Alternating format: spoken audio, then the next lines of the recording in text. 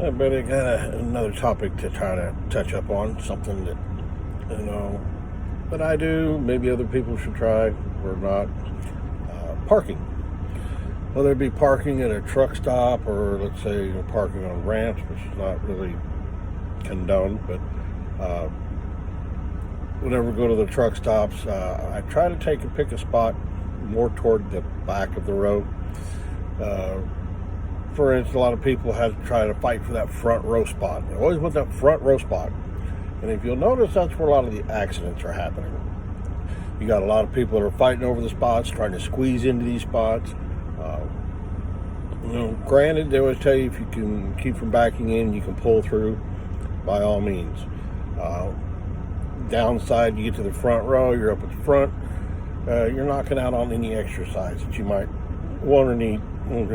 Myself, I park to the back. That way, it's farthest away from the truck stop. I got to walk, get some kind of exercise. We all need some kind of exercise for what we do. We sit all the time. We're not burning off anything. So, trust me, I've been down the road to where whenever I wasn't pulling flatbed, I was pulling reefers, vans. I got to ride park toward the front, go in and sit down and have all these meals, and it didn't take long, and I started putting on a lot of weight. So, I went to pulling flatbed. That helps because I'm always outside, chaining, throwing straps, whatever. But then I've also made myself to where I park toward the back, even though I do have a hip and lower back problem from time to time. I have to have an assistance with a cane now. Not all the time, but whenever it bothers me. And with me pulling a flatbed, I pull a 53-foot spread axle where the spreads are in the back. So it's like taking a regular box trailer that's 53 and slide it all the way to the back. I need a lot more room to turn. It takes more to get around corners, backing in. You never know which axle it's going to pivot on. And I always try to go to a spot that where I can just go straight out of, because I'm usually up earlier in the mornings. And if you'll notice, when you get up, what happens, you've got people parked everywhere. They're blocking the driveway off, they're along the curves, they're where they're not supposed to be. So if you get up earlier like I do, try to find those spots that are more in the open to where you can drive straight out and you can't get blocked in. And always try to avoid parking on the ends.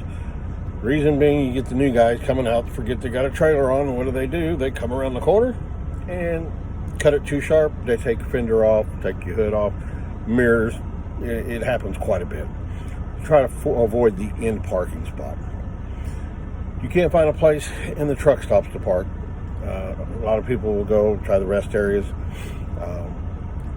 Either way, it would be the rest area, ramps. Some states don't allow it on the ramps. Some states do, some states don't care. Try not to park on the get off ramp, because vehicles are coming in at speed. They haven't even started slowing down yet. And if they're not paying attention, they slam into the back of you at full speed. It could be really bad. If I have to, I'll go to the other side of the ramp where people are building up their speeds. They're already pretty much stopped and just barely rolling. It's kind of the best issue when it comes to that. I try not to park there. That's why I start my days early, so I'm done early and get into a spot in the truck stop. So I've got a place to go to the bathroom or take a shower. Gives me the rest of the day to try to relax and get ready for tomorrow.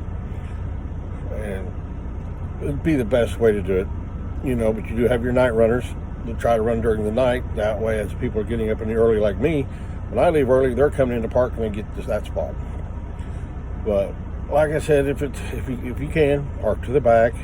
There's less people fighting for those spots in the back. Try to make sure there's plenty of room.